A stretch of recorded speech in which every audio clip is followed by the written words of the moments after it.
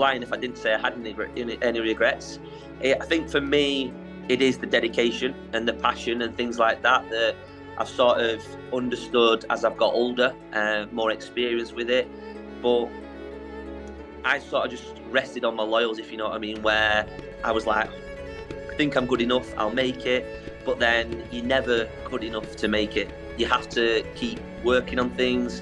And I think that's why doing what I've done throughout my playing career, coaching career, it's led me to finally set up my own stuff. And friends back home have said it was always inevitable that it was going to happen, that you were going to have your own stuff. But I think having the 2-on-1s and the 3-on-1s are helping other kids achieve what I couldn't achieve in the long run. Yeah, for sure.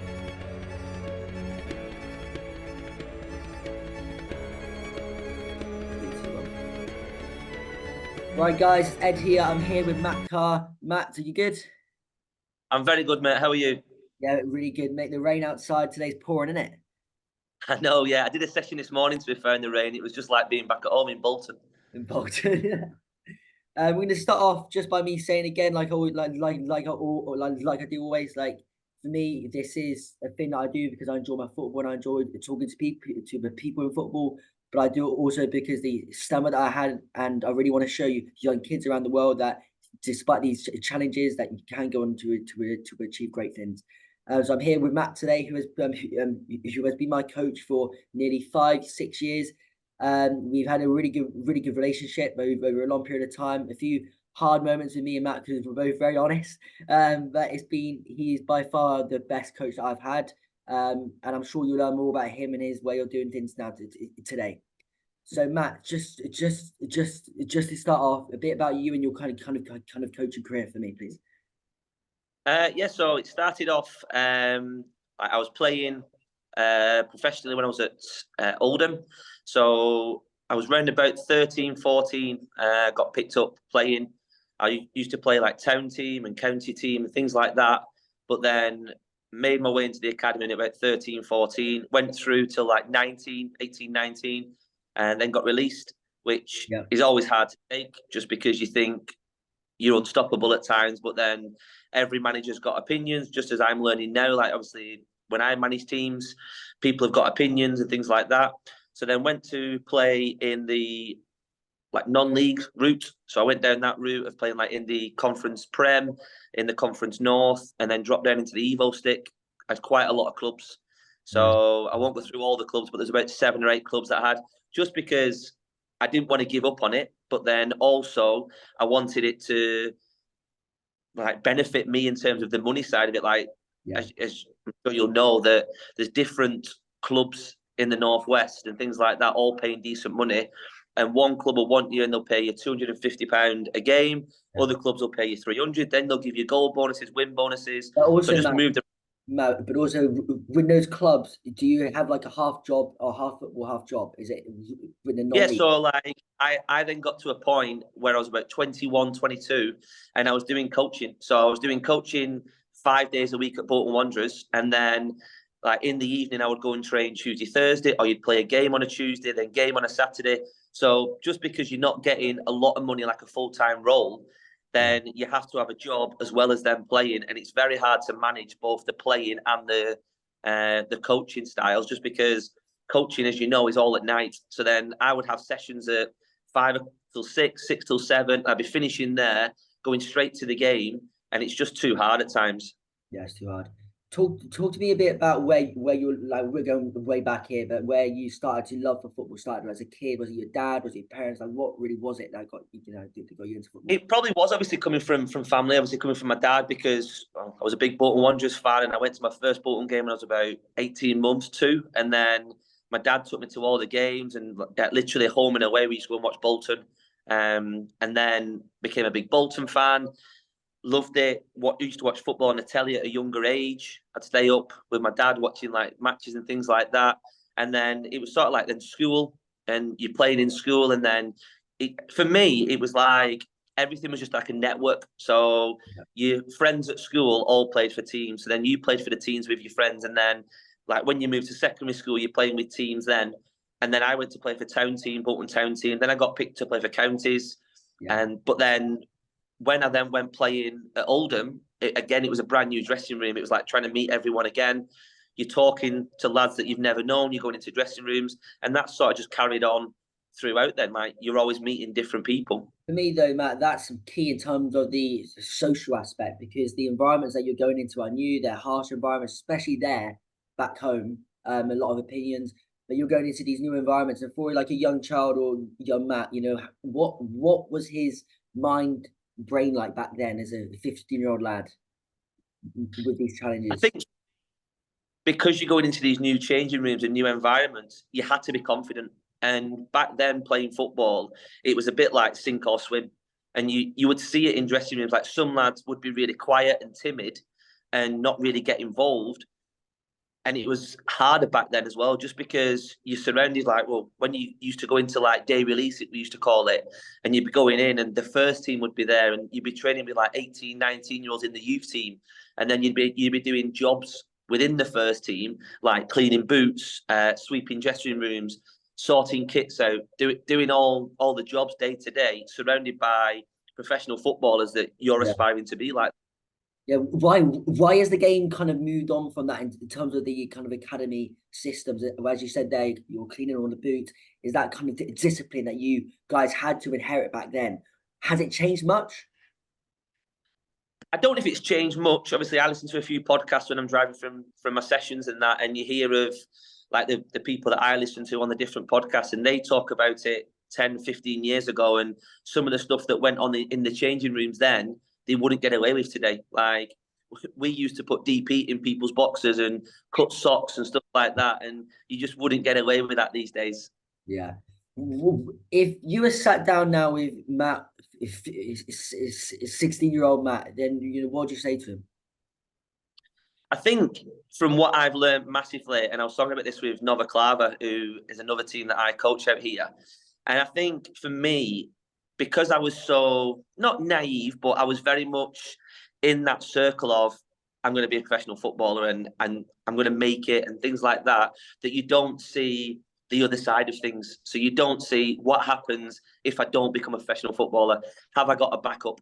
And then when I got released from Oldham at 19, I went to go to America, got offered a full scholarship at Akron University.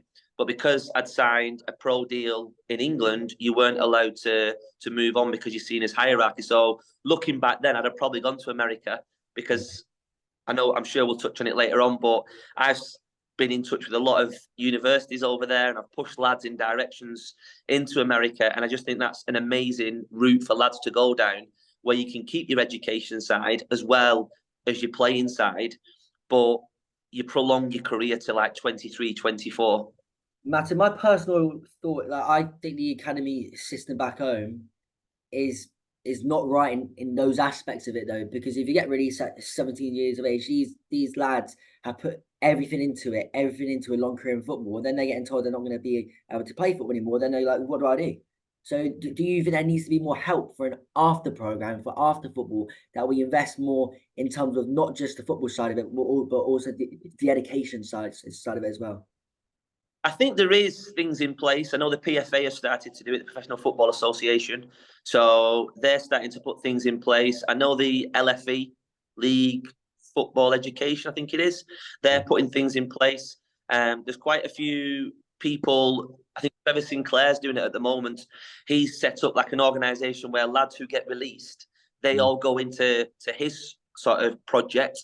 Yeah. And there's around England doing it, where lads get released, they get put back into the environment where they're playing football again, they're getting an education, and then they're going on to these exit trials where clubs are then looking at them, because let's be honest, there is a good route to go down in non-league. Like, if you can play at Halifax or teams like that in non-league, you can earn a good amount of money and still be in the game.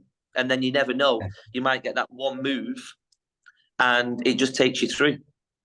What's the difference like between those teams with the non-league academy, if you compare it to League Two, League One, upwards? I think it's a tough one, because the non-leagues don't really have academy in place. Like, the lower down you go, they're not going to have sort of the facilities that the other league football teams will have. They'll have facilities, they'll have setups and that, but they won't have the same facilities that, say, your Category 1, Category 2 academies have.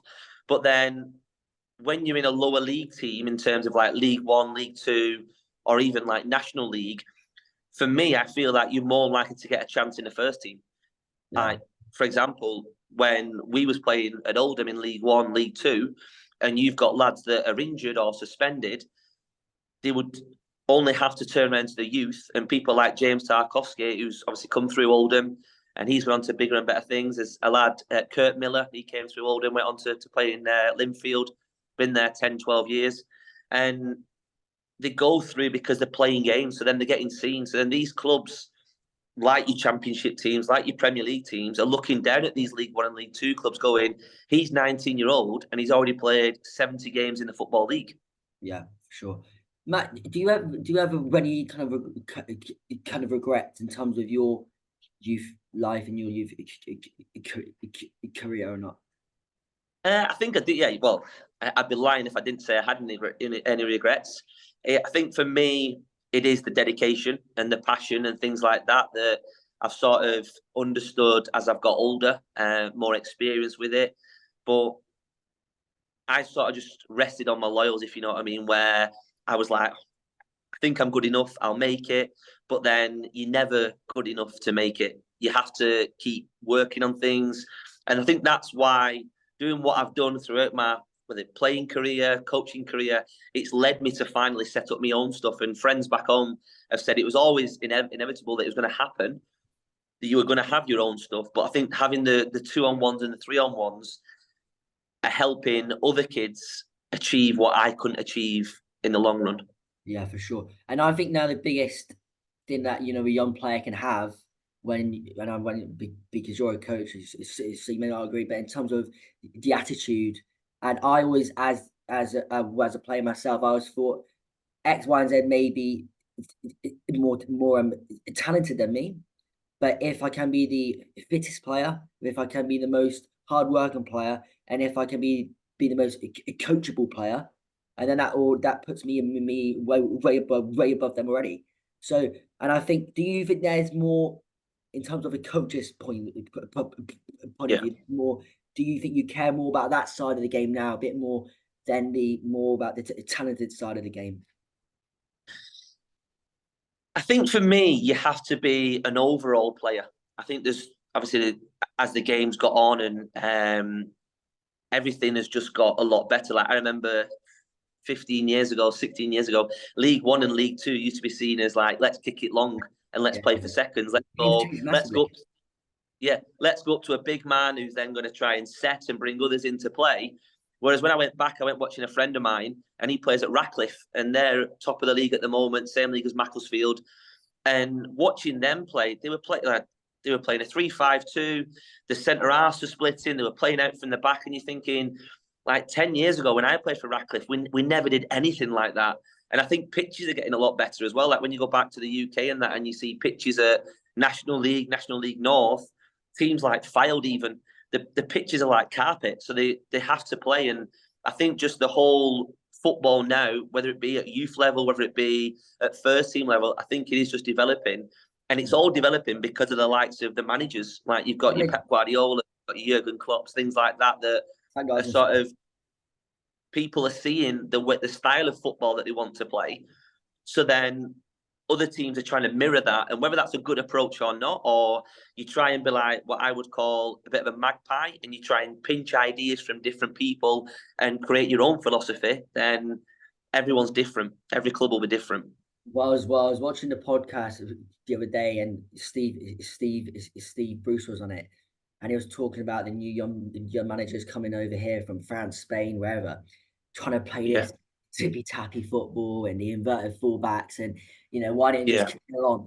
But I actually think it's been a massive help. If you see the academy teams now, they're kind of adopting like a club culture throughout all the teams from the under-8 to the under-23s. We are going to play this certain way. So when the players get to the first team, they have a clear idea on what's happening. When 20 years ago, you used to play a certain way for the under-14s, under-18s, then you used to get to the first team, and they'll be like, "Oh, but this is different."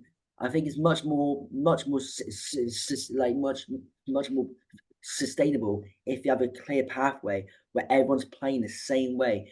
And in League Two and League One, you have these young managers coming in and they're trying to play this short pass and tippy tapper, quick move, and which is great. And it's actually improved the game a lot more. But it's all about the coaches, as you said. Do you think the coaches have got more kind of better over time? Do you think in England? I think they have, yeah, and obviously I think that's come from, again, accepting that, right, we can't keep playing the way we're playing, and that's why England national team is obviously getting a lot better. I think we're quite a bit behind 10 years ago, and then all this knowledge has come through, and you start to like see all these other managers that have come from around the world. When I was 23, I set up my own futsal.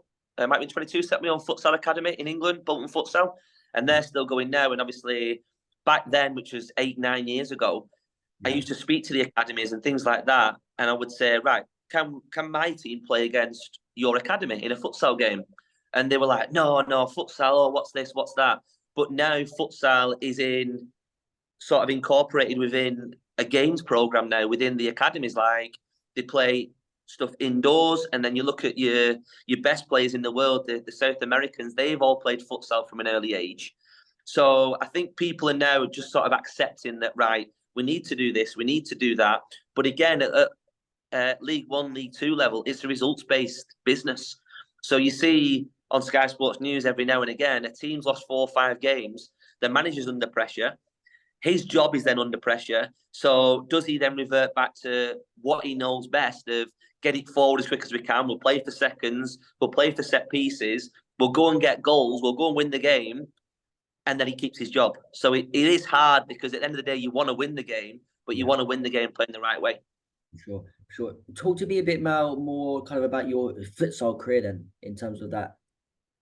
Yeah, so the futsal was really good. Obviously, I left playing when I was like 23, 24. My last club was Northwich Victoria.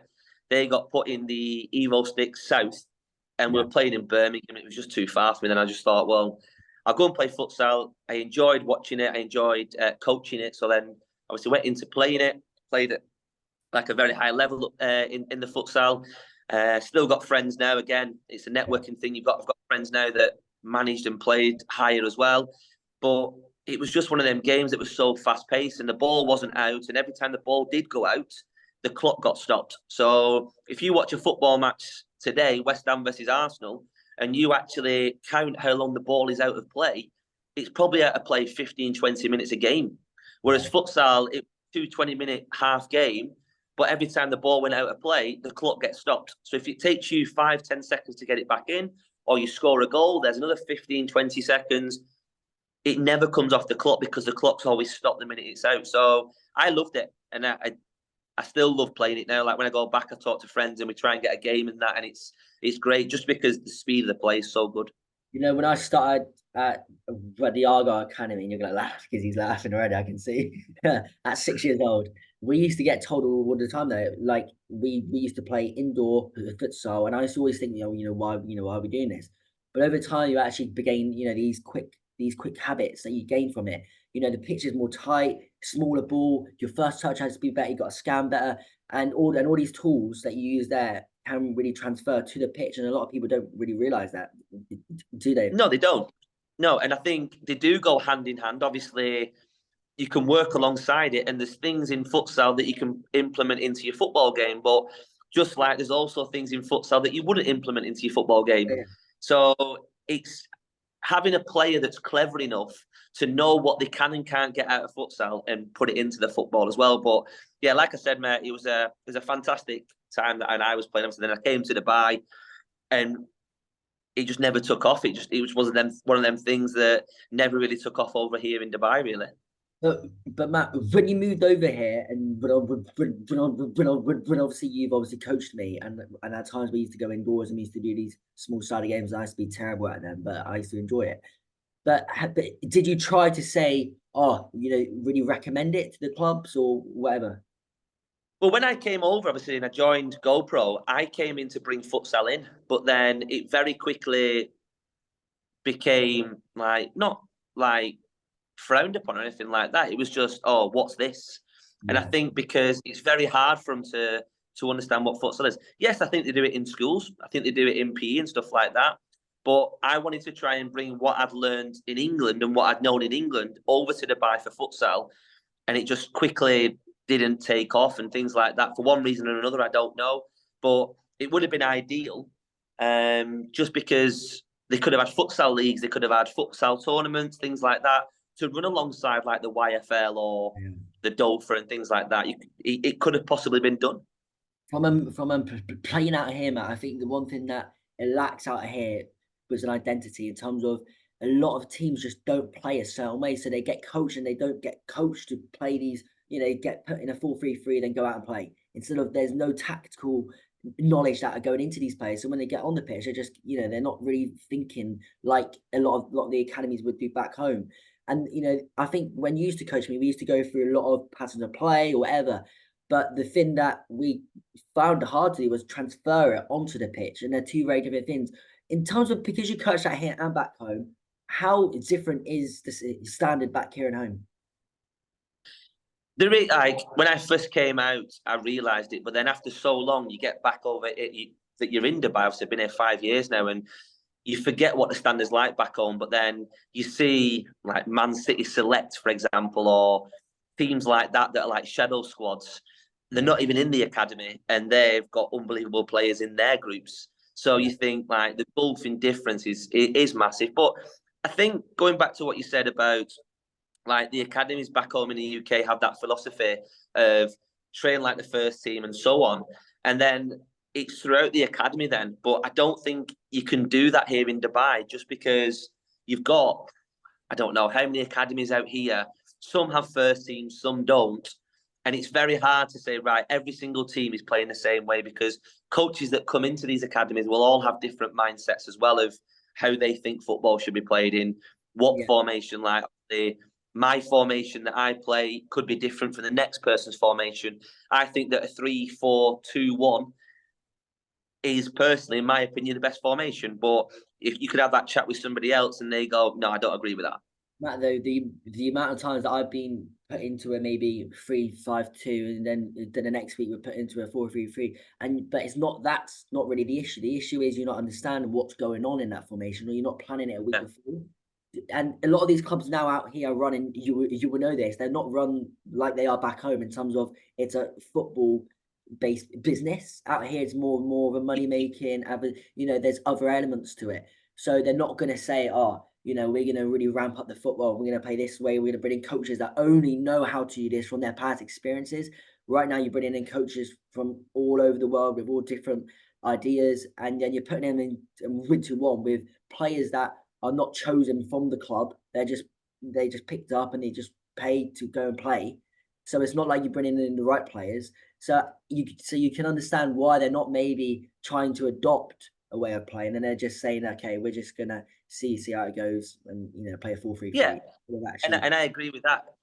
It is like a business out here for the football side of it. I think there's quite a few clubs out here that try to have where it's age group specific and it's team specific. So, for example, your YFL squads will all train together. Your DOFA squads will train together, and that way, then that's the only way that it's going to work in these academies. If you're able to get all the lads into training. Like I said, I coach Nova Clava at the moment, and we're going in 8 weeks. We're off to Italy, and we're playing against teams like Monza, Verona, and a few Serie B, Serie C teams. And in October, we went to Algarve, and we played against Benfica, Braga, Ajax, just to try and get the lads a bit wider knowledge of seeing what the standard's like in Europe and seeing how good it is. But then sometimes I'll get a message saying, "Oh, sorry, I can't make training tonight." Or they're late for training, and some days I'll have 9 training, other days I'll have 15 training. And I think that's the biggest difference for me, that in the UK and Europe as well, players are there no matter what at training. Whether they've got schoolwork or whatever, they have that plan and that structure that they'll turn around and go, right, I'll do my schoolwork as soon as I get in, I'll get that done, I'll have something to eat, then I'll go and train, and I'll never miss a training session. Like, it'd be frowned upon in the UK if a lad didn't turn up to training for whatever reason. Like, unless it's a genuine reason that he's injured, you wouldn't see it in the academies where lads just don't go to training. Matt, also these players out here, they're also paying to go to the training, so it's very different. We are the customers, do you know what I mean? Yeah. Yeah.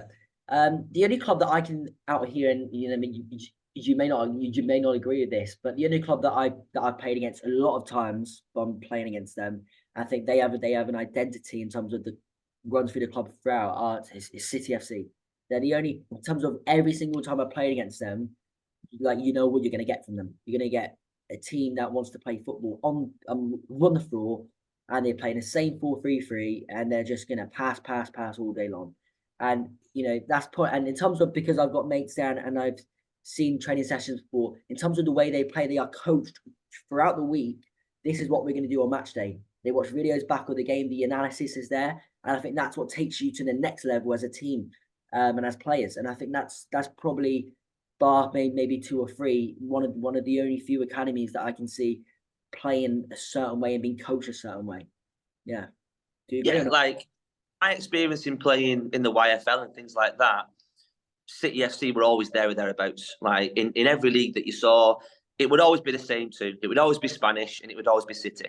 And them two teams would always obviously push each other, things like that. And I don't know if it's coming from within the academy or the coaches within the academy, but they make the players train, like Spanish do it as well. I know that the players have to train a certain amount of times a week. So they turn around and say, right, you can't be in X, Y, and Z squad unless you train 4 times a week.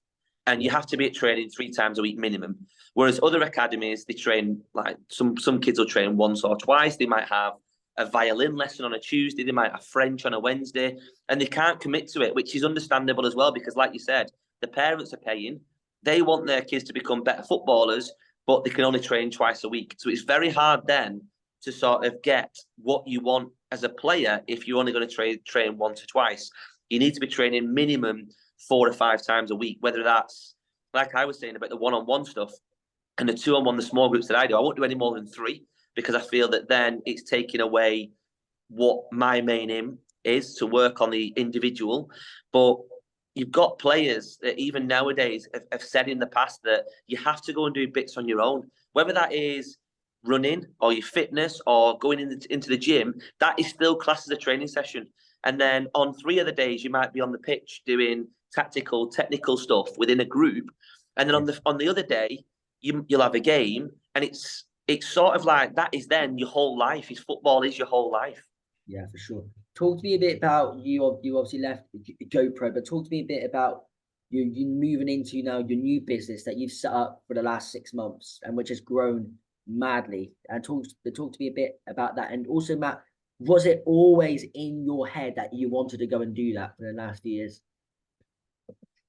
I think it was in my head to try and do, because even when I was over here in Dubai and I was still working at GoPro, I was still doing the one-on-ones on my day off. I still had like 2 or 3 one-on-ones, and I sort of enjoyed doing the one-on-ones in the smaller group, should I say, like the 2 or 3s, because you're working with an individual, but that individual then is taken away from the sort of academy environment where you've got 15 to 20 lads in it, and you can't work with every individual when you're doing a training session. You might stop it and you might say, right, you need to receive on your back foot when you're playing out from that, or you need to play off 2 touch, you're taking too many touches.